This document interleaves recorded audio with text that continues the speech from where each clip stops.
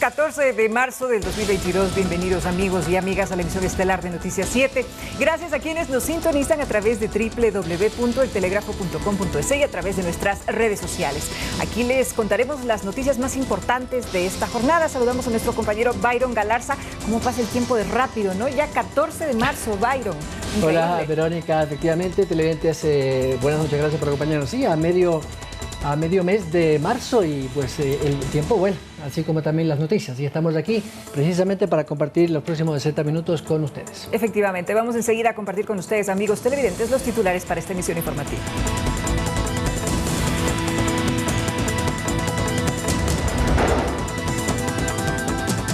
Presidente Guillermo Lasso anunciará el veto a la ley de interrupción del embarazo este martes. Se desconoce el alcance jurídico del mismo.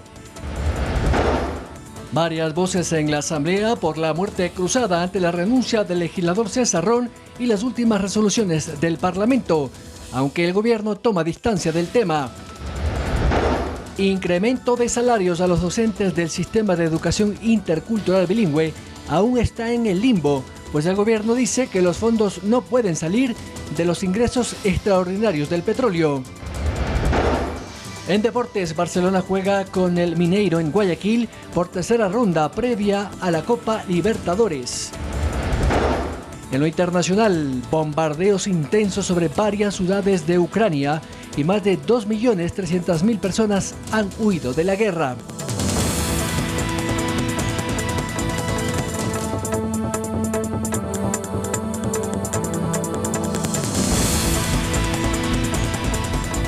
El vocero presidencial Carlos Gijón adelantó que el gobierno nacional ya tiene una decisión tomada con respecto al veto de la ley de interrupción del embarazo en casos de violación. El presidente de la República, Guillermo Lasso, lo anunciaría este miércoles. El vocero presidencial Carlos Gijón dio a conocer los temas en los que se centrará la agenda del presidente Guillermo Lasso esta semana. Pronunciamiento sobre la ley de interrupción del embarazo por violación. Se ha tomado ya una decisión que será anunciada el día de mañana en la noche por el presidente Lasso, la va a anunciar personalmente. Ley de amnistías.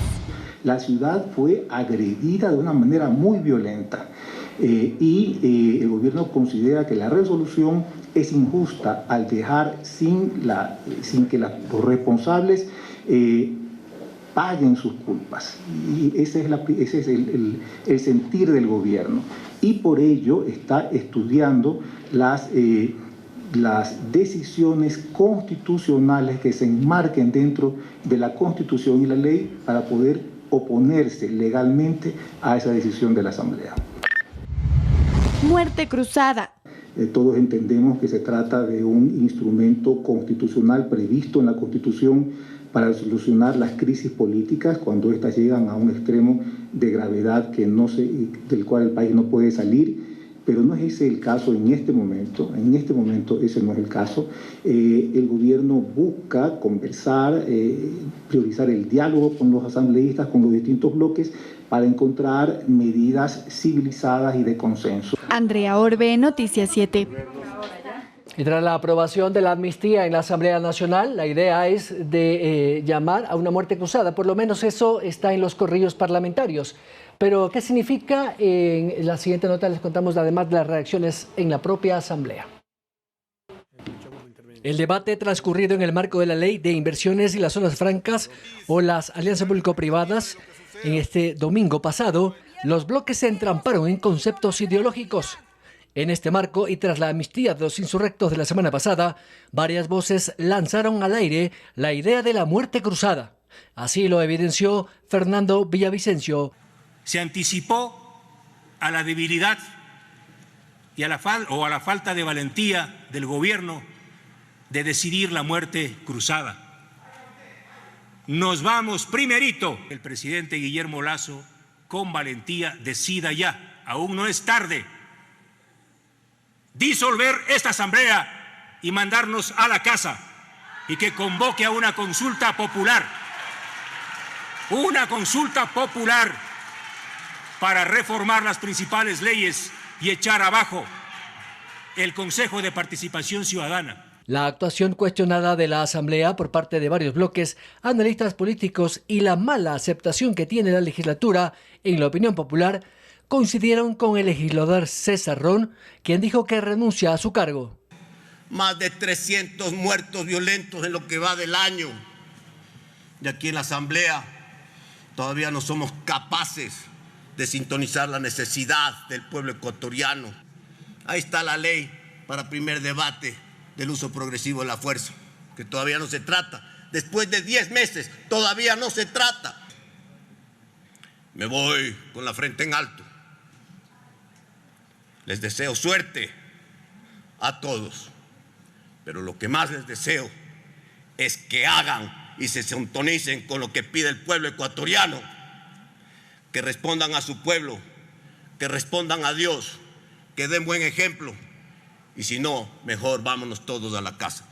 Es uno de los escenarios que se manejan al interior de la Asamblea. Byron Galarza, Noticias 7. En los 10 meses del actual periodo legislativo se registran 23 cambios en la composición de la Asamblea Nacional, entre ellos 4 renuncias y una expulsión por supuesta gestión de cargos públicos. Pero así como estamos en esta Asamblea Nacional, no avanzamos. La sorpresiva renuncia del independiente César Ron alarga la lista de legisladores que en menos de un año de gestión ya han dado un paso al costado en el Parlamento. En el mes de mayo, apenas días de instalada la nueva Asamblea, el entonces legislador oficialista César Monge renunció para asumir el cargo de ministro de Gobierno, en el que estuvo un poco más de un mes y luego salió debido a su delicado estado de salud. A Monge le siguió el asambleísta independiente Marcelo Cabrera, quien pasó a ser ministro de Transporte.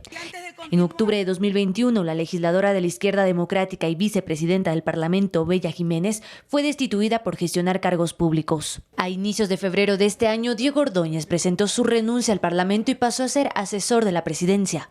Pero las renuncias y destituciones no han sido los únicos cambios dentro del Parlamento. Según el Observatorio Legislativo, en el actual periodo se han dado 23 cambios en la composición de la Asamblea. 8 legisladores de movimientos locales se sumaron a la bancada del Acuerdo Nacional, 6 se desafiliaron de sus partidos, 4 cambiaron de bancada. Debilita la institucionalidad legislativa, pues también un órgano legislativo se vuelve tal vez más proclive a la corrupción porque necesitamos tratar de ganar ese voto, ¿no? Dentro del Parlamento dicen, la salida de Ron es el llamado de atención para que el legislativo reformule sus prioridades y su gestión. Esto es el reflejo de lo que la ciudadanía está pidiendo que la Asamblea se ponga a trabajar y en ese sentido hay que ponernos a que se prioricen las cosas que realmente necesita el Ecuador. Carolina Basante, Noticias 7. Cambiamos de tema. Los gremios de docentes y educadores celebraron la decisión de la Asamblea que dio paso a una alza salarial del magisterio. Sin embargo, las fuentes de financiamiento de otros recursos como el precio extraordinario del petróleo no es posible, según el gobierno. Como un triunfo fue recibido por el magisterio la aprobación de la Ley Orgánica de Educación Intercultural, en la cual se establece la equiparación salarial con respecto a las escalas de los empleados regidos por la Ley Orgánica de Servicio Público. Esto se trata de una reparación y justicia para este sector que ha sido rezagado. En la norma aprobada señala una tabla de salarios que van desde los $817 en el nivel J hasta los $2.034 en el nivel A. Además, se recategoriza a los servidores que no poseen títulos de tercer nivel y se definen las fuentes de financiamiento para los ajustes salariales. Existen recursos por la elevación del costo del petróleo. También la reforma tributaria arroja recursos importantes. Sin embargo, legalmente no sería procedente financiar el alza salarial con el dinero que provenga del petróleo, apuntan los expertos. El precio del petróleo no podría ser destinado al pago de un gasto permanente porque el ingreso del petróleo es un ingreso no permanente. Entonces, no habría una relación directa y por lo tanto no sería sostenible. Para Calle sería incluso sentar un mal precedente. De que se puede gastar, generar deuda o generar ingresos no permanentes para hacer una obligación que va a ser permanente. Desde el magisterio zanjan que aunque no sean los ingresos petroleros, el Estado sí está en capacidad de solventar el alza salarial. No estamos nosotros pidiendo dádivas ni que nos consideren como algo especial, sino más bien que tengamos el trato justo. La ley aprobada deberá pasar al Ejecutivo para que realice las observaciones del caso, pero no como un veto, pues esta ley ya fue aprobada con anterioridad y se trata de un proceso distinto que terminará en la Corte Constitucional, en donde se resolverá el texto definitivo. Carolina Basante, Noticias 7.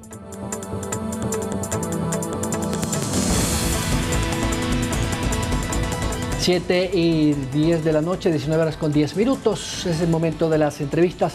La semana pasada la Asamblea Nacional aprobó esta amnistía para 268 personas que estaban siendo investigadas, procesadas, muchas por las revueltas de octubre del 2019.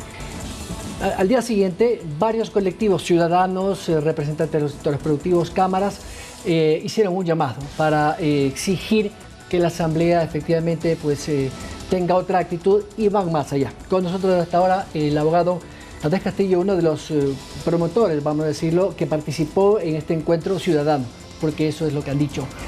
Abogado Andrés Castillo, ¿cuál es el motivo principal que los convoca a ustedes como actores cívicos o ciudadanos de Quito para reclamar lo que según ustedes la Asamblea hizo mal? Hola Byron, Vero, buenas noches. Un saludo a quienes nos ven a través de las pantallas de Ecuador TV. Siempre es un gusto poder estar acá. Bueno, definitivamente las amnistías, además de ser ilegales, además de ser inconstitucionales, además de ser ilegítimas, son una afrenta a la ciudad de Quito. Nosotros no estamos en contra de la amnistía como institución. Es decir, la amnistía es una institución que está en la Constitución de la República para ser usada, para ser aplicada, sí, pero tiene sus límites. Y entre los límites que existe está justamente que no se puede dar amnistías a aquellos que han sido juzgados o están sentenciados por delitos de terrorismo o por delitos de secuestro o por delitos contra o atentados contra la administración pública. Y justamente eso, en combo, la Asamblea Nacional hizo la madrugada del jueves anterior, después de que todos vimos a través de los medios de comunicación lo que sucedió en el Ecuador en las jornadas de octubre del 19. Y adicionalmente, la Fiscalía General del Estado trasladó a la Comisión de Garantías Constitucionales un detalle pormenorizado de cuáles eran los delitos por los cuales se les estaban pesquisando a varias personas. A Isa, a Vargas, a Santi, a Pavón, a Hernández y a una serie de personas y amnistiados sin rostro que adicionalmente están involucrados también en delitos que no necesariamente son políticos. Y eso es fundamental entender también. La amnistía es el perdón y olvido de un delito político, y los delitos políticos no se encuentran definidos ni tipificados en el Código Penal ecuatoriano. Por lo tanto, ese vacío legal hace también que sea muy difícil entender el procedimiento, pero lo que sí debemos tener claro es que bajo ninguna circunstancia las amnistías pueden pasarse por encima este tipo de delitos que son graves, como los que vemos en pantalla ahora mismo, ¿no es cierto? Lo que sucedió en octubre del 19 fue no solamente un atentado al patrimonio de la ciudad, fue un atentado a la vida de la gente. Preguntémosle pues a Freddy Paredes si es que él está contento por lo que pasó. Preguntemos, por ejemplo, a esa gente que en efecto hubo quienes perdieron sus ojos o cosas por el estilo en las manifestaciones, pero no se ha identificado los responsables de esos temas justamente porque hemos hecho que las amnistías vayan por delante, violando inclusive el principio de presunción de inocencia. ¿Y ahora qué van a hacer al respecto? ¿Cuáles van a ser las acciones que se van a tomar precisamente en contra de estas amnistías? Bueno, nosotros hemos anunciado el jueves pasado que íbamos a iniciar un proceso de acción de protección de derechos. En las redes sociales han salido varios distinguidos colegas, de los cuales yo respeto como el que más, a decir que la acción de protección no es el camino más idóneo. Bueno, tanto sí era que el ex asambleísta Andrés Páez en la madrugada del sábado presenta una acción de protección en contra de las amnistías. A ese proceso iniciado, nosotros nos vamos a incorporar como amicus curiae, lo que en derecho constitucional se conoce como los amigos de la Corte.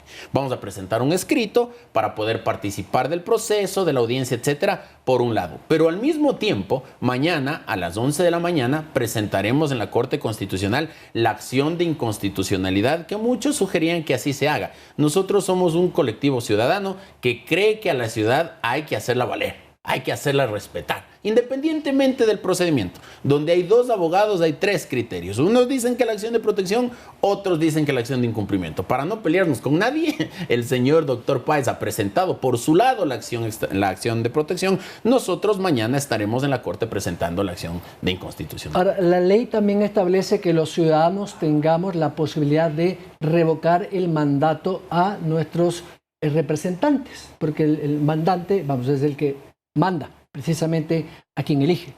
Es una responsabilidad que lo contempla y un derecho de los ciudadanos, los votantes. ¿Puede aplicarse aquí esta revocatoria del mandato? ¿Cuánto tiempo hay que esperar? ¿Cómo es el procedimiento? Bueno, en la reunión del jueves íbamos a hablar sobre las acciones legales en contra de las amnistías, pero es tal el nivel de indignación, Byron Ibero, que la gente en esa reunión nos ha sugerido pensar en la posibilidad de llevar adelante un proceso de revocatoria del mandato, porque no tiene presentación, no tiene lectura, Byron, que las amnistías a favor de los que agredieron a la ciudad se haya dado, entre otras cosas, por los asambleístas de Pichincha y por los asambleístas de Quito, que hace un año atrás estaban pelándole el diente a los electores quiteños y pichinchanos diciendo que iban a legislar en función de los grandes intereses nacionales y con sentido nacional. Fernando Cabascango, presidente de la Comisión de Garantías Constitucionales.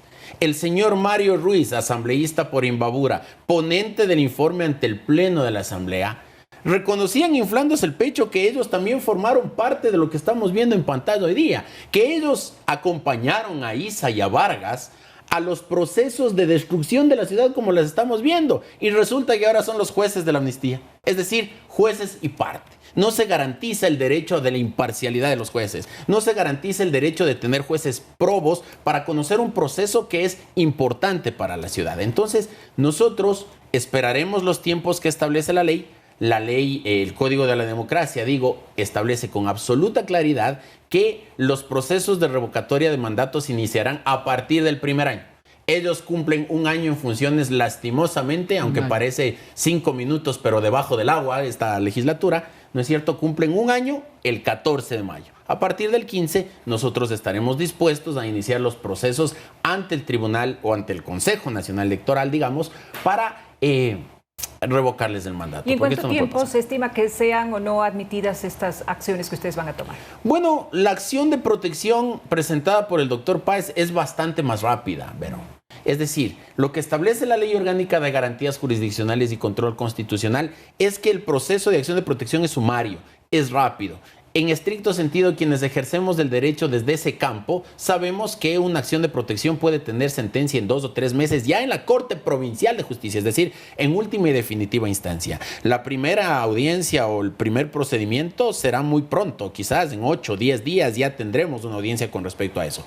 El problema de la acción de inconstitucionalidad es que ese tiene tiempos distintos. Y adicionalmente, además de tener tiempos distintos, la Corte Constitucional se ha autoimpuesto un orden cronológico de resolución de las causas. Es decir, conocen las causas en orden de ingreso y ahora están tratando recién causas del año 2019. Sin embargo, si es que existen causas, como por ejemplo aquella que también hizo que la ciudad de Quito se movilice cuando el señor Yunda y sus amigos hicieron todo lo que hicieron para quedarse en el cargo de alcalde, en ese momento se llevó el proceso ante la Corte Constitucional y por la alarma social que generaba eso, la Corte adelantó el proceso y resolvió antes. Nosotros haremos todo lo necesario para que así sea. Presentaremos la acción de inconstitucionalidad con medida cautelar para pedir que en el momento de la calificación de la demanda se ordene como medida cautelar suspender los efectos de la resolución de las amnistías y adicionalmente se pueda iniciar con tiempo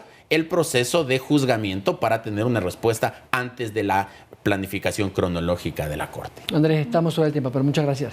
A ustedes, Byron. Excelente. Bueno, muchísimas gracias. Un gusto. Andrés Castillo, abogado de los ciudadanos, que están de acuerdo con presentar estos recursos extraordinarios ante una corte, un juzgado o un juez para saber si efectivamente se puede dar abajo las amnistías de la Asamblea. 7:19 de la noche, 19 horas con 19 minutos. Vamos a una pausa. Esto es Noticias 7. Las redes sociales, Facebook, Instagram y Twitter. Somos retransmitidos por Pública FM Quito, Guayaquil y Cuenca, 105.3, Manta 88.1, Loja 90.5, Pública FM.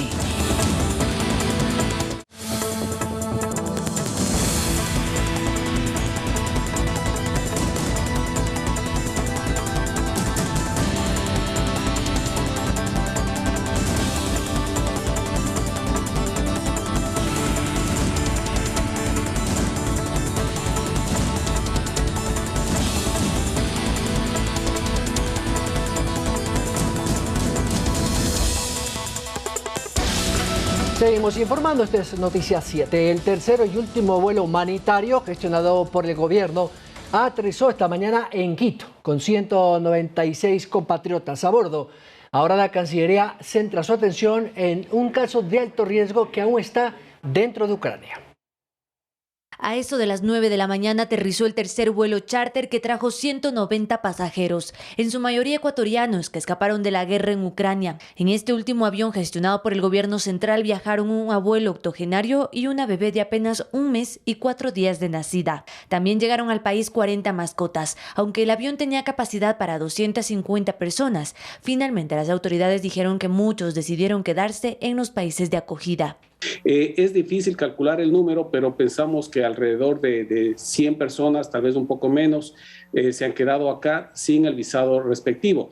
Entre ellos puede haber, claro que sí, puede haber ciudadanos ecuatorianos que sí tengan visa Schengen. Otro grupo de unos 30 compatriotas, en cambio, decidió quedarse en Ucrania. A este grupo también el Ecuador, el Estado ecuatoriano, les prestó asistencia. Ahora la Cancillería centra su atención en un caso particular, el único de alto riesgo que queda en la zona de guerra. Se trata de Diego Moncayo, un joven atrapado en el poblado de Shotska, al este de Ucrania, en la frontera con Rusia. Esta ciudad, de hecho, está rodeada por fuerzas rusas. El vicecanciller Luis Vallas dice que están en permanente contacto con la familia de Diego y con él, al igual que con las autoridades locales de Shotska, un punto estratégico para las tropas rusas, pues conecta a la carretera que va desde la frontera hasta Kiev.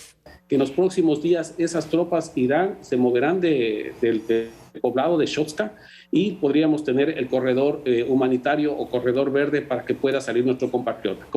Carolina Basante, Noticia 7. Les contamos, amigos, que este lunes 14 de marzo más de 1 millón de estudiantes del régimen Sierra Amazonía regresaron a las clases presenciales de manera obligatoria. El régimen Sierra Amazonía, a partir de este lunes 14 de marzo, dio inicio a las clases presenciales con el 100% de aforo de manera obligatoria y en todos los niveles educativos. Alrededor de 1.800.000 estudiantes retornaron a las aulas. Nos permitirá trabajar en la nivelación, en la reducción de brechas que han sido producto de la falta de presencialidad durante la pandemia. La ministra de Educación recalcó que se debe estar pendiente a las disposiciones del COE nacional, ya que nos encontramos en una nueva normalidad. Por tanto, estudiantes, docentes, personal administrativo y cualquier persona al interior de las instituciones debe usar mascarilla y mantener la higiene de sus manos. Antes nos dejaban ir con cualquier mascarilla, ahora son específicas con las que tenemos que ir, no pueden ser de tela, tiene que ser doble mascarilla, KN95 o doble quirúrgica. Los estudiantes creen que este retorno es beneficioso, ya que les permitirá reforzar sus conocimientos y llenar los vacíos por la virtualidad. Habían temas que nos quedaban vacíos y no podíamos preguntar, tal vez por pena o vergüenza, que no entendíamos en virtual. En cambio, en presencial es totalmente diferente y la dinámica con el profesor también, las preguntas en sí. El tener ahí la clase y no tener la distracción de irte en cualquier momento es mucho mejor. En cuanto al régimen Costa Galápagos, retornará la presencialidad con el 100% de aforo el próximo año lectivo, que iniciará el 6 de mayo. Manuela Bedón, Noticia 7. Y con un 85% de la población ecuatoriana vacunada con 2 dosis y las cifras de contagios estabilizadas, las autoridades sanitarias analizan la pertinencia o no de eliminar el uso de mascarillas en sitios públicos. Sin embargo, varios inmunólogos e investigadores no están de acuerdo. La sola idea de dejar la mascarilla en sitios abiertos o espacios públicos no es nueva.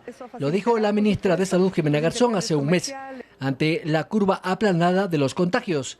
Eso sí, cuando el 90% de los ciudadanos tengan la doble dosis. En la actualidad, este cuadro se explica solo. ¿Cómo están los ecuatorianos mayores de 18 años hasta 59 con 2 dosis y los mayores de 60 hasta los 79 años con terceras dosis? El gobierno confía en que se llegue a la inmunidad de rebaño antes de mayo. Así lo dice el subsecretario Francisco Pérez. Hay que ser cautos en el tema de quitarnos la mascarilla.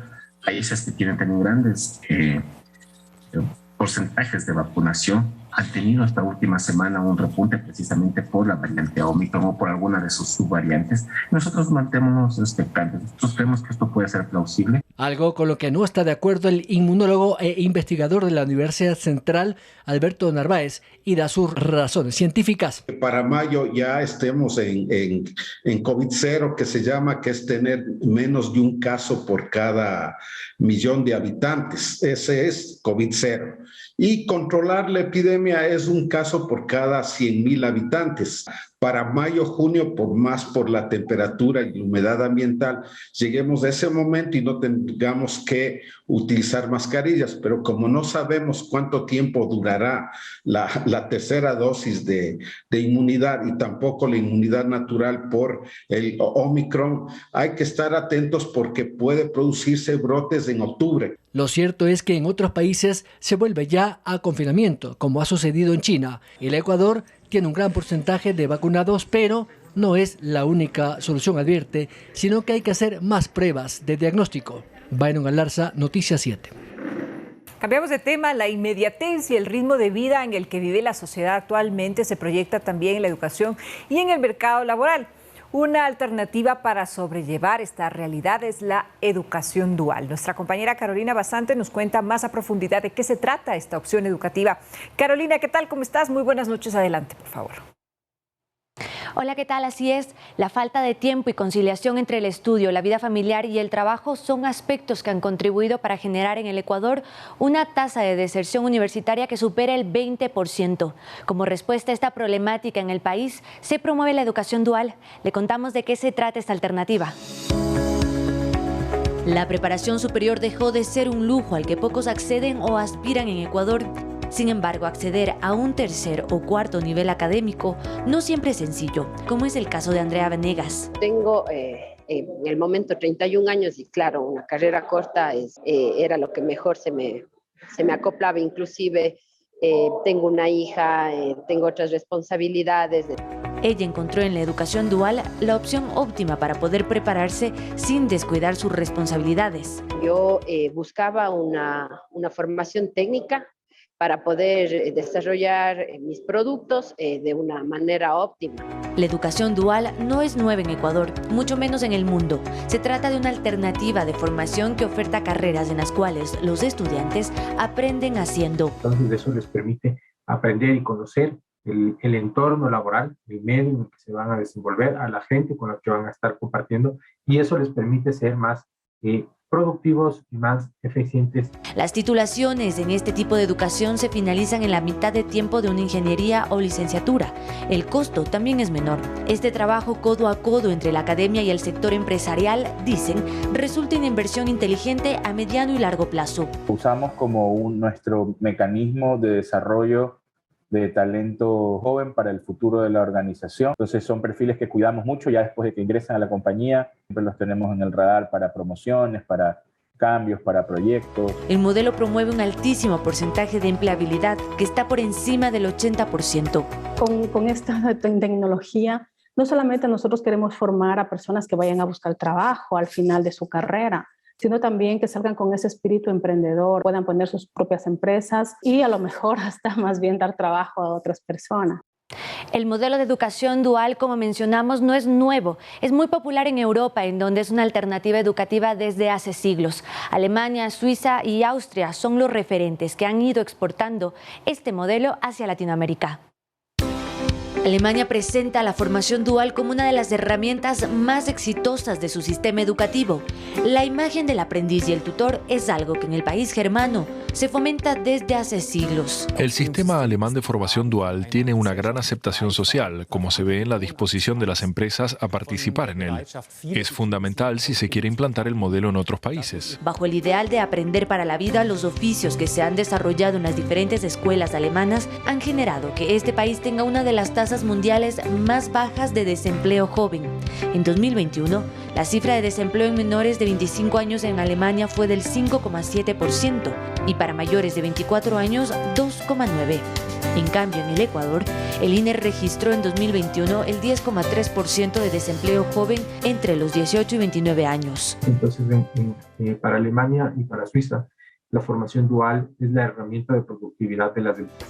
La Organización Internacional del Trabajo señala que la formación dual es la modalidad formativa más efectiva para acercar la oferta y la demanda de competencias laborales para alimentar la empleabilidad de jóvenes. Porque las personas que ingresan a través de esta modalidad, como están directamente vinculadas con el sector productivo, permanecen en ese mismo sector, incrementando la productividad del mismo y disminuyendo los niveles de desempleo a nivel nacional. Este modelo se ha exportado a Latinoamérica, desde México hasta Argentina. En 2021, en Colombia empezó la ejecución de un plan piloto de enseñanza dual y en Ecuador, a través de la Corporación Formados, se ofertan 12 carreras en 4 ciudades distintas.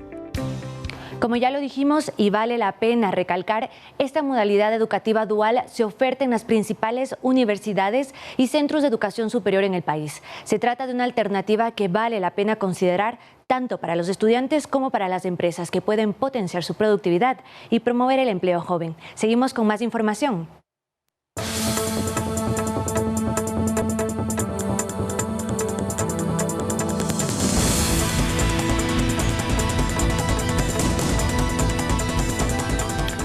Seguimos informando. El Consejo de Participación Ciudadana y Control Social anunció que Carlos Riofrío seguirá siendo el Contralor General del Estado hasta que se realice el concurso de méritos y oposición, que según dijeron estará en los próximos meses. Este pronunciamiento jurídico de la Procuraduría respecto al tema va a allanar el camino.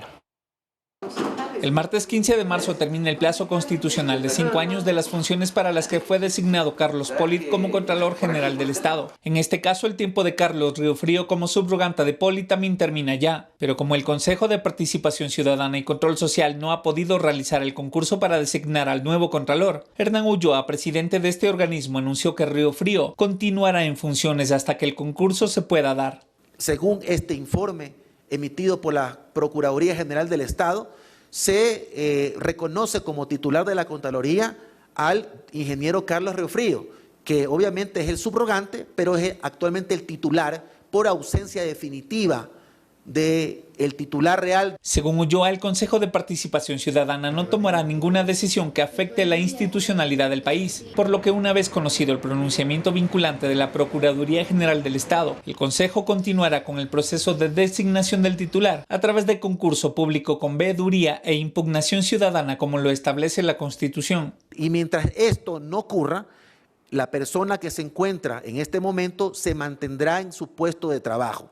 Ulloa hace referencia al criterio jurídico del pronunciamiento de la Procuraduría, en el que indica que para garantizar la continuidad de la prestación de servicios y actividades institucionales, se aplica el reglamento a la Ley Orgánica de Servicio Público, que prevé por excepción que un servidor público sujeto a periodo fijo no se puede separar del desempeño del puesto de sus funciones, a menos que sea legalmente reemplazado, sin que para el efecto se requiera la formalización de acto administrativo alguno. Es decir, no se puede por parte del Consejo emitir un encargo porque esta figura legal no existe en el ordenamiento jurídico. Es decir, que la persona que esté encargada actualmente de la Contraloría General del Estado no necesita de alguna otra acción de personal según esta normativa para poder continuar ejerciendo como titular de la Contraloría General del Estado, así sea en el acto de la subrogancia. Al final, Ulloa dijo que se entregará a la ciudadanía un cronograma con las fechas máximas para las designaciones pendientes. Darío Javier López, Noticias 7.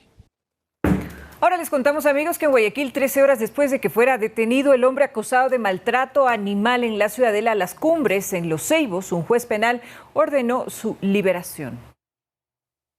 En un operativo conjunto entre la Policía Nacional, Fiscalía, Gobernación del Guayas y Alcaldía de Guayaquil, Juan Carlos Hernández de Endara fue capturado la noche del sábado en una gasolinera de la vía a la costa tras ser acusado de maltratar a sus mascotas.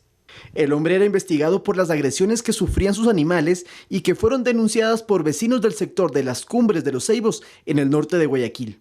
Hemos evidenciado unos que cuentan con fracturas ya calcificadas, también encontramos otros con chichones, laceraciones en la piel, un gato que tiene muchas heridas en su cuerpo. Hernández se enteró que lo buscaban y trató de huir con algunos perros y gatos, pero fue detenido.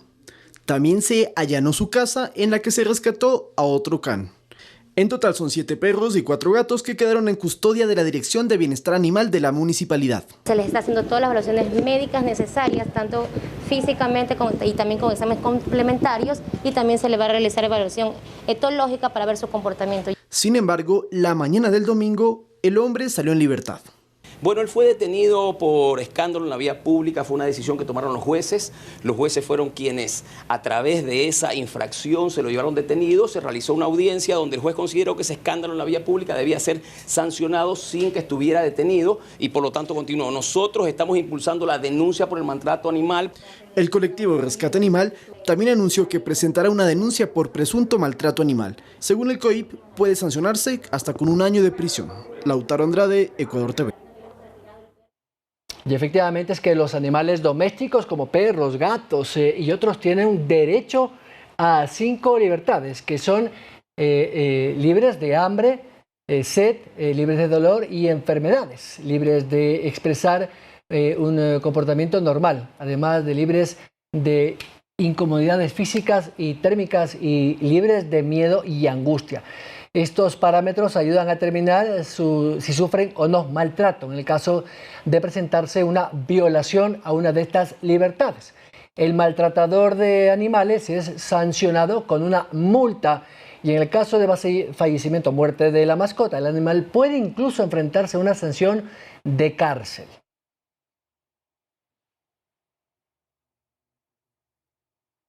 Vamos a cambiar de tema, amigos. La prevención y el diagnóstico oportuno de cáncer es posible. En la siguiente nota nosotros les vamos a contar cómo hacerlo.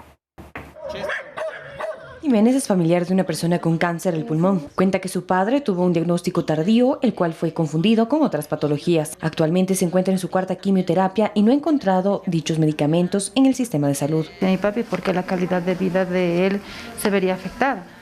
Porque lamentablemente, como es un cáncer avanzado, él tiene que seguir con el tratamiento. O sea, nosotros no nos podemos dar el lujo de decirle a la doctora, no tenemos el medicamento, déjele para otro mes. El oncólogo Mushtaq dice que en cuanto a los medicamentos, el Ministerio de Salud Pública actualmente cuenta con el Cuadro Nacional de Medicamentos Básicos.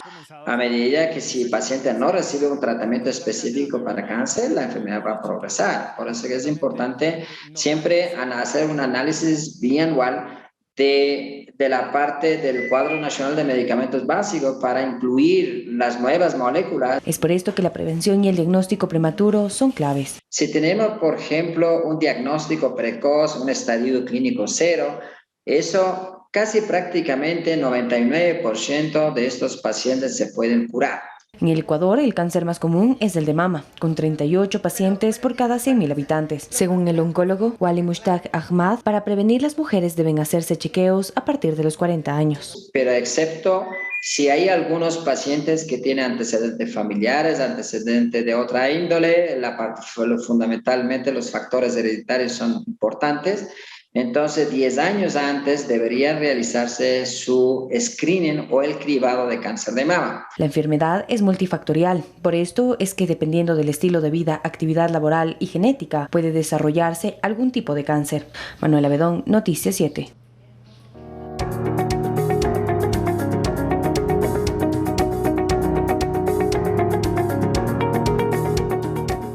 Hola amigas y amigos a su segmento médico Doctor 7, donde semana a semana tratamos los tópicos médicos más importantes para ustedes en casa y donde cada día aclaramos los puntos más importantes para tomar las mejores decisiones en lo referente a nuestra salud.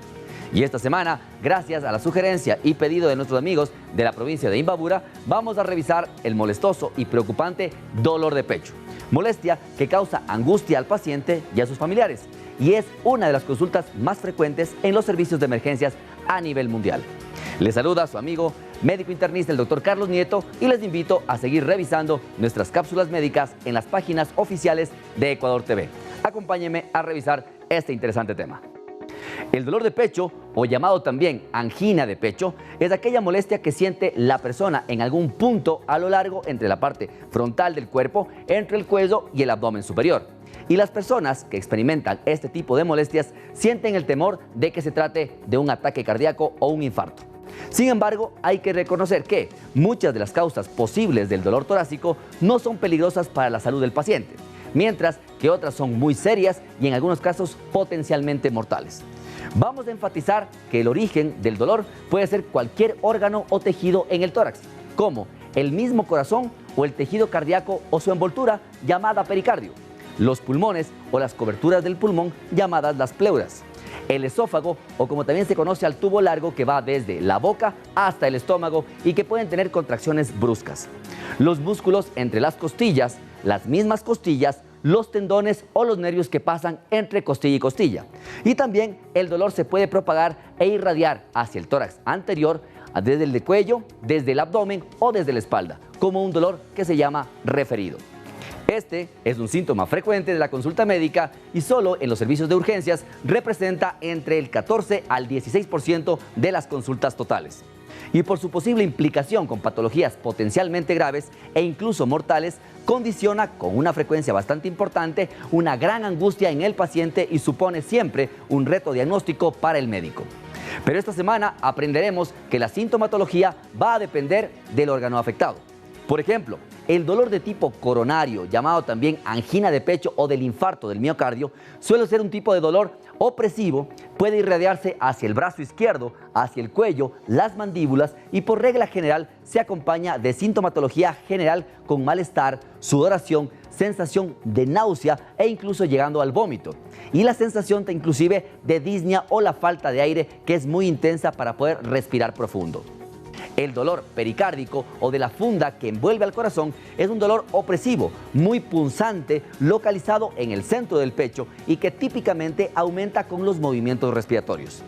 El dolor esofágico o digestivo, llamada también la esofagitis, que puede ser inclusive por una hernia hiatal o del hiato, es un dolor de tipo punzante o quemante en toda la zona retroesternal, llegando incluso en ocasiones hasta la parte de la garganta. El dolor pleuropulmonar, por una neumonía, por una pleuritis o un neumotórax, que es aire en el tórax, también por tumores, habitualmente es un dolor más localizado a nivel de los costados que aumenta con los movimientos respiratorios o inclusive con la tos. El dolor osteomuscular, que se puede deber a fracturas costales, a costocondritis, desgarros musculares, también este dolor es generalizado que aumenta con la movilización del tronco, desapareciendo o mejorando cuando el paciente reposa. También hay el tipo de dolor neurítico, generalmente secundario al herpes zóster, que es un dolor quemante que afecta por lo general a un costado, a una mitad del cuerpo, abarcando desde la espalda inclusive hasta la zona anterior del tórax. El dolor de origen nervioso o psicógeno suele ser un dolor de tipo punzante, en punta de dedo como unos pinchazos que refiere el paciente. Y debemos investigar la ubicación, las características y la calidad del dolor. Preguntamos al paciente si notó eventos precipitantes, por ejemplo, algún tipo de esfuerzo físico o uso excesivo de los músculos torácicos. Y también los factores que puedan agravar y que alivien el dolor. También debe investigarse síntomas de las posibles causas, como por ejemplo cuando hay dolor o también hinchazón o edema a nivel de las piernas, por ejemplo cuando hay trombosis venosa profunda o una posible embolia pulmonar.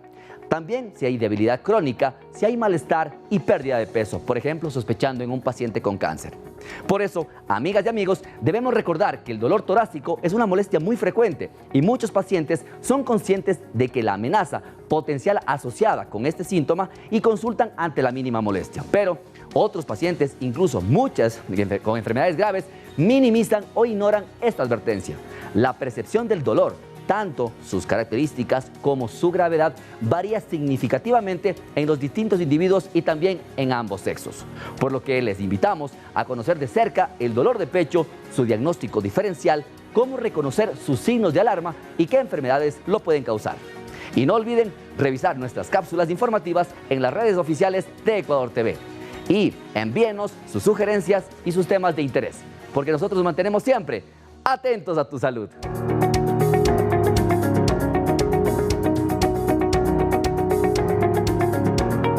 El presidente de la República ha designado a través de un decreto ejecutivo designar al asesor presidencial o consejero presidencial, el doctor Diego Ordóñez, como consejero de gobierno para asesorar al presidente de la República en función única, que será de asesorar y coordinar conforme a las instrucciones que imparta el presidente de la República, y designar como consejero de gobierno al doctor Diego Ordóñez Guerrero. Esto lo acaba de firmar el presidente de la República, un decreto oficial esta misma noche. Noticia de última hora. Todo por hoy. Muchísimas gracias, amigos televidentes, por habernos acompañado. Recuerden que mañana a las 7 horas en punto estaremos con una emisión informativa de Noticias 7, muy tempranito para ustedes. Que descansen. Buenas noches. Hasta luego. Gracias.